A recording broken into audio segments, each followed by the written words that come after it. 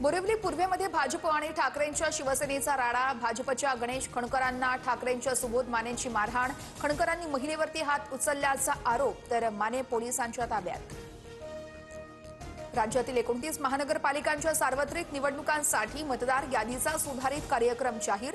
हरकती आणि सूचनांसाठी 3 डिसेंबरपर्यंत मुदतवाढ। आयोगाचा मोठा निर्णय।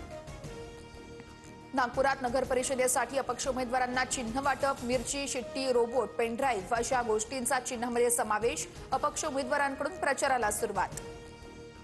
मुंबईतील मिठी नदी पुनरुज्जीवन प्रकल्पाचं काम अदानी समूहाकडे। कामासाठी 1700 कोटींची निविदा मनपाकडून मंजूर। सूत्रांची माहिती, पर्यावरणीय परवानग्या, तपासण्या आणि मंजुरी पूर्ण झाल्यानंतर प्रत्यक्ष कामाला सुरुवात होणार। तोतया IAS महिलेवरती पाकिस्तानसाठी हेरगिरीचा संशय। कल्पना भागवतला 10 दिवसांची वाढीव पोलीस कोठडी। बनावट कागदपत्रांसह 6 महिने छत्रपती संभाजीनगरमधील पंचतारांकित हॉटेलमध्ये वास्तव्य करत होती।